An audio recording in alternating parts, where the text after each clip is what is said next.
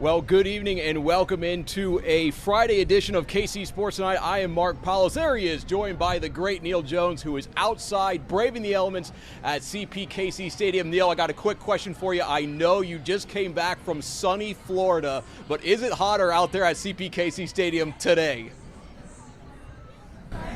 I'll tell you what, it's pretty close when you're at the beach laying in a lawn chair or a beach chair and you got a shade you can get under and you're reading and you're walking around or whatever. I'm not big on getting in the water because there are sharks in the ocean, but it seems a little cooler than it is right here on the cement and everything. But I'll tell you one thing, it seems so many hundred of fans who've come by to say hi and to give me a hard time for being out here in the hot weather when you're back in the cool studio. It's been a lot of fun out here today.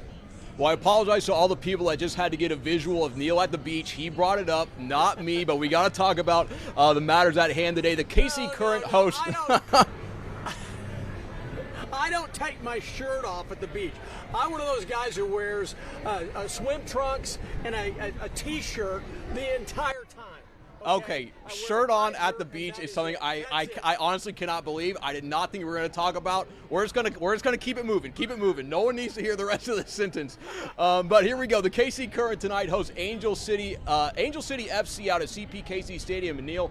The KC Current really dominated at home. They're 21-1-3 all time at CPKC Stadium. So my question for you, here in Kansas City, we know all about home field advantages. We know Arrowhead Stadium, one of the toughest places to play in the entire NFL. The Royals obviously very good at Kauffman Stadium, but it seems that the Current might actually have the best home record out of any team in Kansas City at home. What do you think it is that makes the home environment at CPKC Stadium so special? Well, trust me. Every player in this league knows the background of the stadium. Remember the championship match? Two teams came in and they were playing the championship match here. Every single player is like, oh my gosh, this stadium was built by women, for women. They understand the significance of that. So I think that they understand playing here is very special. I know the teams that were here for the Big 12 soccer tournament, the ladies teams, understood that storyline and were very excited to be here. And you top that off with a really talented FC Current team, right? And what I think is by far the best coach in the league. I just think that they have got something going here that's more than just the field. It's the field, it's the players, it's the coaching, it's the culture. I think it all adds up to something that's very hard to beat. I think Neal's exactly right. It really is that whole organization, and the proof really is in the pudding because you see the way that the Current really race out to these early leads at home. Like these other teams, it seems like they come to Kansas City, they walk out on that field, they see 10 to 12,000 just screaming Kansas Cityans, and they're just kind of shell-shocked there for the first 45 minutes. I mean, the KC Current, I have a stat here, they scored 28 goals in 12 matches this season, and since the start of last year, the Current have won 18 games by 2 or more goals, which is more than any other team in the league by 5 games, so they are incredible out there. And just as Neal said, I mean, the Current, they really are, when you break it down, look across the league, they really are a team of superstars. Coming up, they have 5 players called up next week for the international squads. USA, Michelle Cooper, Izzy Rodriguez, and Claire Hutton, and then Canada, Nichelle Prince, and Brazil, the goalkeeper, Lorena. So, Neal, I know a lot of people, they know the Current are good, they know that the facility is good, but the players on the field, the Current have one of the best teams in the league. Look at their management, their GM working hand in glove with a great coaching staff, with a head coach who's done nothing but win and win big. That is not an accident. I mean, he's the Andy Reid of this league, you know, and he's really special, and you know that. He empowers his team. He expects them to take on responsibility. He's not a domineering guy. He wants them to play the right way, but then he lets them play. It's very impressive to watch. And I'll tell you what, I think that they are the team to beat in the league this year. Last year, Orlando was really good, but I think this year, and Orlando's good again this year, but in my mind, the team to beat is the guys wearing the teal and red here tonight in this match. No, they certainly are. And then one more thing before we get off this point. We know next year, obviously, the World Cup is coming to North America, Kansas City being a host city. Neal, I know last week you did a story that we aired about how the Current, how their facility is up and that World Cup teams are looking at it. Can you maybe tell us a little bit about their facility and then obviously the interest that's there? Well, Danny Welniak, their PR director, vice president, was not kind enough to make their general manager, Caitlin Carducci, available for me to interview over at their practice facility a couple of miles from here. And she talked about how these international men's team organizations, and I'm talking about national organizations, so it's the national team that's going to make, they think, in some cases they believe will make the World Cup, in other cases they've already qualified. They're looking for a practice home for next summer's World Cup. Someplace they'll come and they'll work, and this will be their home base. They'll fly off, play matches, then fly back, right? And she said that all of these people came away going, this is for a women's team? This practice facility, I'm not talking about this stadium, I'm talking about their practice facility over the river in Riverside, Missouri. This is for a women's side? They are blown away. This organization, the Longs, Patrick Mahomes and his wife, they have done such a wonderful job of building the structure around the players, and then they get the best coach, a really good general manager, and suddenly you've got something very special going on. And oh, by the way, I love their uniforms. I was there the night that they announced this brand, and from the moment I saw it, I'm like, wow, I love sporting ice blue, and I love the teal and red here. It's unbelievable.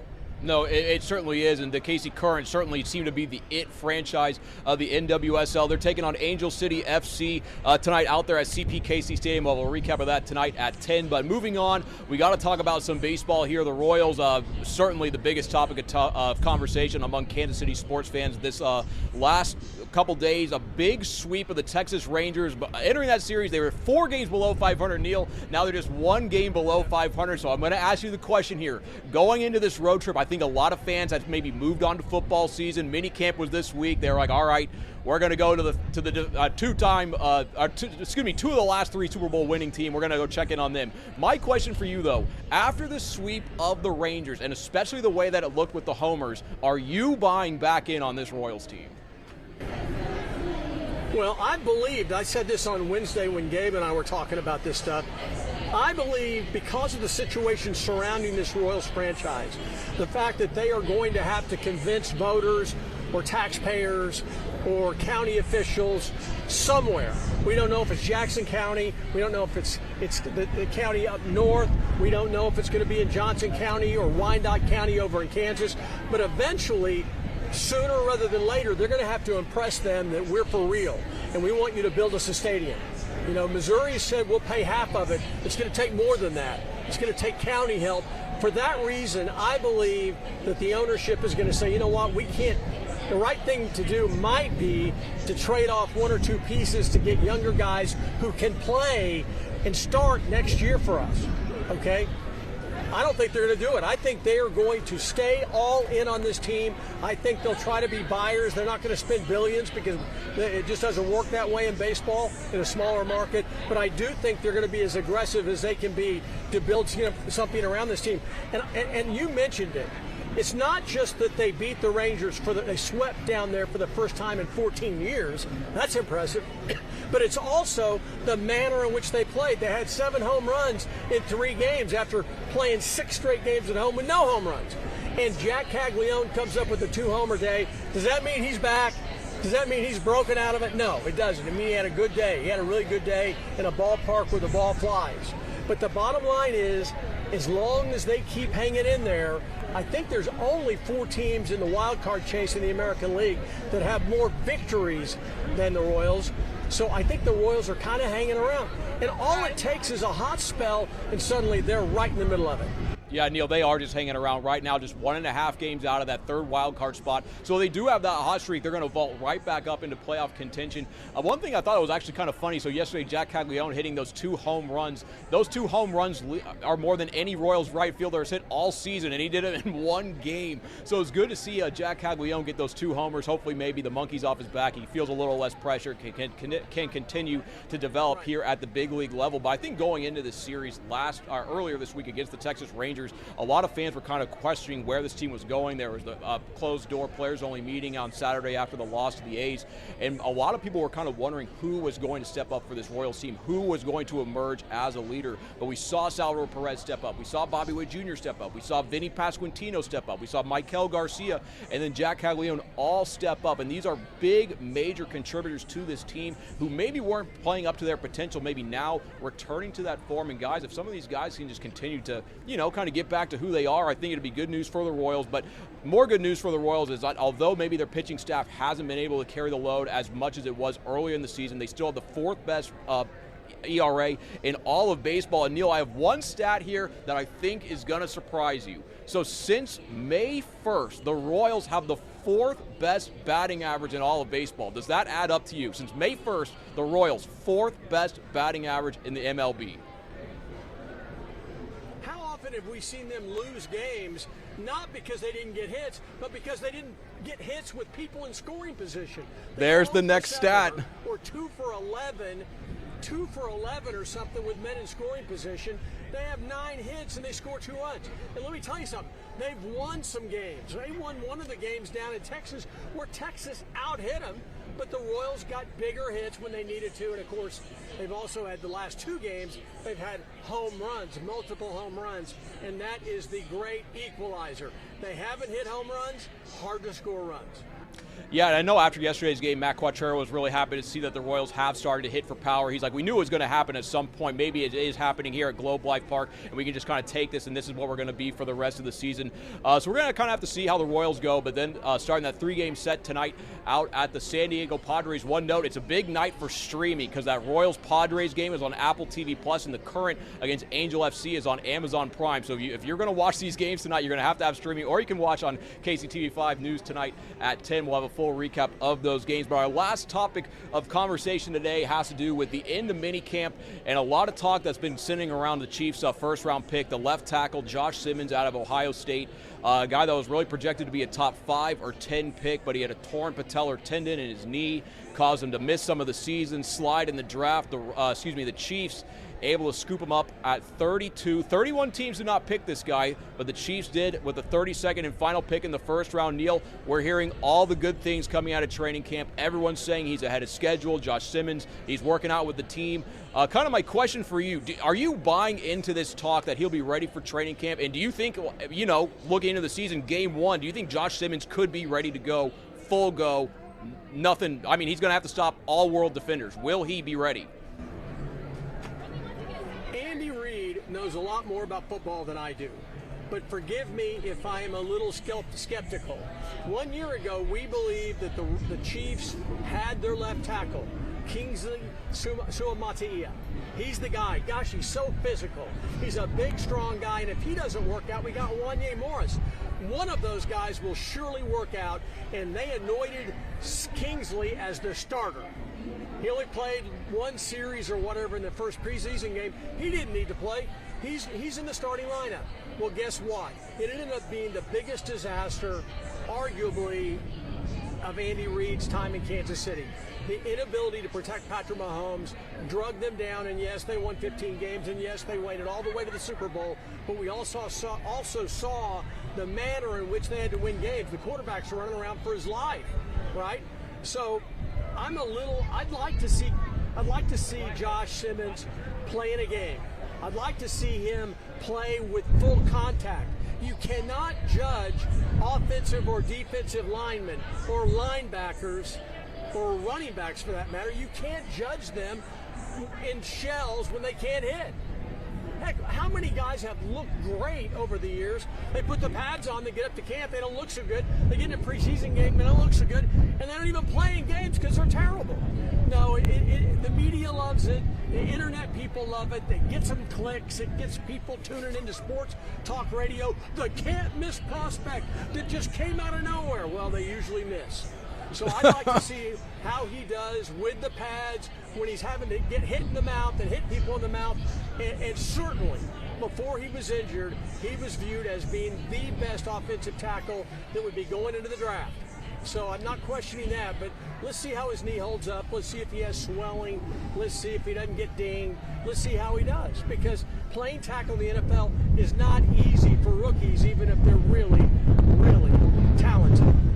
Well, I'm glad to hear at least one other member of the Kansas City media is having a little bit of a skeptical view on Josh Simmons, because I feel like when you go around, Chiefs fans, Chiefs media, everyone's acting like Josh Simmons could be the savior for this offense. And the fact of the matter is just what Neal said. You cannot judge these guys who play in the trenches when they're not tackling and playing football to the ground. I mean, there's nothing that can simulate that action of a real-life game when the stakes matter, because those are positions like, like if Josh Simmons gets beat, they whistle the play dead, no one hits Patrick Mahomes. But in a real game, if Josh Simmons gets beat and he's out there, Patrick Mahomes could end up on his butt and he could be injured. Things like something that no Chiefs fan ever wants to see happen. But one thing I will say, just seeing Josh Simmons out there at practice, I've been very impressed by his confidence and his ability to move. I was talking about this maybe on Tuesday's show. I think a big indicator maybe for future success, especially in the major leagues, the NFL, NBA, whatever the highest level is do these players feel like they can contribute, and are they confident enough to, just to be themselves? And Josh Simmons, like he said, that he really didn't think that the leap from college football to the NFL was as big as that he would think. So Neal, when you hear Josh Simmons say that he doesn't think that leap is as big as he thinks, does that maybe kind of make you think that he could be a contributor this year? I think he can be a contributor based on what the scouts say about his player prior to the injury. Prior to his injury, he was one of the best offensive tackles in college. He's been on everybody's radar for 2 or 3 years, and his injury knocked him back, or he would have been gone probably in the first 10 picks of the NFL draft. The reason he's here is because there are question marks about his health. I think eventually he will be 100%. It may not be this year, it may be next year, but I think he will eventually be a key contributor to this offense. I'm real hesitant to get out the pom-poms and start dancing around about a guy until we've seen him in real action. Let's put some of the top pass rushers in all of football who play in the NFL, let's put them out on the edge rushing him, and let's see how he does. What we found in last year was, as talented and as physical and as gifted as Kingsley Suamataia is, he wasn't able to play. He didn't last 2 full games, did he? Yeah, I know they benched him real early. Yeah, no, they did. The thing is with these guys, a lot of these offensive linemen, they're going up against guys like in college, maybe the highest paid guy they're going up against is getting $2 million a year. In the NFL, you're going up against a guy that might get $150 guaranteed $1 million. It's just a huge difference level in talent, though. Josh Simmons, everyone's saying the right things. Patrick Mahomes saying he looks great. Andy Reid says he's really attacking that rehab. And Josh Simmons says he wants to put on the pads as quickly as possible. So obviously we're hearing the things that we want to see, but we're going to have to see in training camp July 20th when they report, or excuse me, July 21st, the first day of practice, when they crack the pads out there. All right, I think that's all we got here on a Friday edition of KC Sports Tonight. Neal, you got anything else, or we're good? I was going to ask you about this story in the WNBA. Well, we talked about it a little bit yesterday. Everybody's up in arms because Caitlin Clark is getting knocked around. And if you go on Twitter and Facebook and TikTok and everybody else in chat rooms, everybody's talking about it. People who don't like women's sports, who don't think the WNBA is important, are suddenly all in on one side or the other. Either they're protecting Caitlin Clark and she needs to be a player, and that means sometimes she's going to get knocked down. And there's other people saying, no, Caitlin Clark is the face and the talent of the league. They need to protect her. All I know is this. This is great for the WNBA. I don't want her hurt. I don't want that. But this whole furor has driven an interest in this league. I don't know about you. I go on Facebook and I go on Twitter. There are more posts about the WNBA and Caitlin Clark, pro and con, mostly pro, than there are about the NBA Finals. No, there really are. Indianapolis, I get it. It's not New York and Los Angeles. It's not the Lakers and Knicks. If that were the case, then the whole world would be into it. But it's Indianapolis and Oklahoma City. I couldn't find Indianapolis on a map, even though I've driven there. And well, we know you can find Oklahoma. I think you think Oklahoma is the promised land, that's for sure. But, with Caitlin Clark, I think they hate her because they ain't her. I mean, Caitlin Clark, she's the needle. Like, you look at her, I think Caitlin Clark is to women's basketball what Tiger Woods was to golf, what Michael Jordan was to basketball. She is that big of a star, and she brings that many people. I mean, there were complete sellouts at the University of Iowa to watch women's basketball. And it's not because of the popularity popularity of women's basketball, it was because of the popularity of Caitlin Clark. And so, you know, she's a transcendental figure. In my opinion, she really is as big as Tiger Woods and Michael Jordan for her sport. Neal, what do you think about that? I can't believe that the University of Iowa wasn't able to keep her. I would go to every single agribusiness there is in the state and go, look, we need 20 million. Neal, when I was up there, there was chatter that she was offered $4 or $5 million of NIL to go back for another year at Iowa, and that she just didn't want to do it. Now, obviously, that's pure speculation, but trust me, in Iowa, there was the NIL money 1,000% if Caitlin Clark wanted to come back. But I think she just wanted to move on. Yeah, I do too. But you know what was funny? I was covering the Big 12 basketball tournament, women's basketball tournament at the T-Mobile Center, and I'm telling these Iowa State fans, you guys need to get your money together and buy her away from Iowa. Can you imagine what that would have done if they had snatched her across state and brought her to Ames, Iowa, instead of Iowa City, put her in the scarlet and yellow or whatever it is? Well, at least she's from the Des Moines area. I don't know if she would have been able to go back home. Like she'd have to drive back through Des Moines to get up to Ames. I mean, they might not have let her do that. Triple the money. Triple yeah. Whatever. Look. Hy-Vee, Berea, Pasta, whoever you are in Iowa. No, certainly Caitlin Clark driving the headlines really, I mean, I think Neal had a tremendous point there. You really are seeing a lot of people talk about the WNBA while the NBA finals are going on. I mean, that's the type of transcendental and huge star that Caitlin Clark is, but that's pretty much all we have here on KC Sports Tonight. The Current at home at CPKC Stadium. That's where Neal Jones is. We'll have a recap of that tonight at 10, plus the Royals. On the road at the San Diego Padres. We'll have a 3-game set. We'll have a recap of that tonight. And then me and Neal will see you on Saturday and Sunday at 10:30 p.m. for our TV show, KC Sports Tonight, over the air. So that's it. Neal, you got anything else you want to say? Where did you go? Yeah, where did you go to college? Me and Neal will see. I went to the Harvard of the South, the University of Miami. Neal, did you hear I heard the Oklahoma library. Did you hear that the Oklahoma library burned down? Yeah, and both the one book burned. Yeah. You got it. You heard that one before. Yeah. A gentleman and a scholar, Neal Jones. Well, that's what we have here on KC Sports Tonight. We'll see you there on Saturday and Sunday. Just so you know, the Oklahoma library did not burn down. That was a joke. I know we're a news organization, but all right, guys, have a good one. Take care.